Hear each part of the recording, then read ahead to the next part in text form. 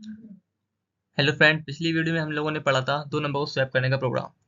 आज की वीडियो में पढ़ने वाले हैं डिसीजन मेकिंग सी। सी में डिसीजन मेकिंग क्या है या फिर उसका क्या रोल है। ठीक है, तो यहाँ पर लिखा हुआ है आपके सामने, इन सी प्रोग्राम। ठीक है, in C programs can choose which part of code, ठीक है, यानी part of code to execute based on some condition.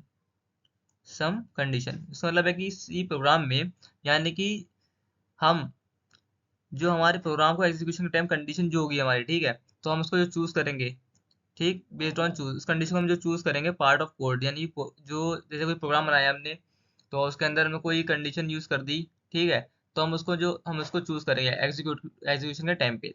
इसका मतलब क्या है, तो this ability is called decision making, तो हम उसको डिसीजन मेकिंग कहेंगे, यानी कि जो हम पार्ट चूज कर रहे हैं कोड का, उसको हम डिसीजन मेकिंग कहेंगे।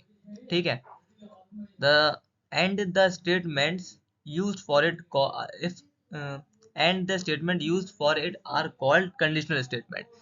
और जो हमारी स्टेटमेंट होगी, तो हम उसको क्या कंडीशनल स्टेटमेंट कहेंगे। ओके, जो कंडीशन है हमारी वो डिसीजन मेकिंग के अंदर आएगी, ठीक है, लेकिन जो स्टेटमेंट होगी हमारी वो हमारी कंडीशनल स्टेटमेंट के अंदर आएगी।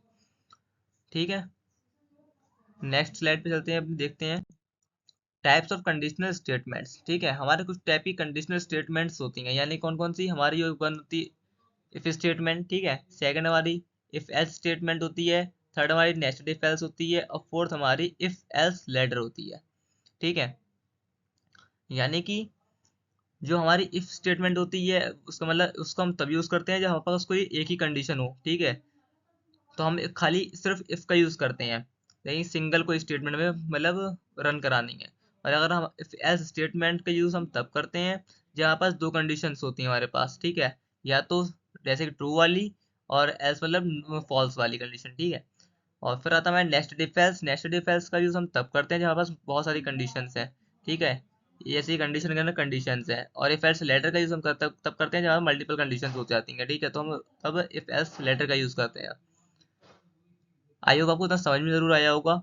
अगर कोई भी अगर डाउट्स है तो हमसे क्लियर कर सकते हैं, कमेंट्स सेक्शन में पूछ सकते हैं। देन चैनल को सब्सक्राइब करना मत भूलना, वीडियो को लाइक करना मत भूलना। Okay, thanks.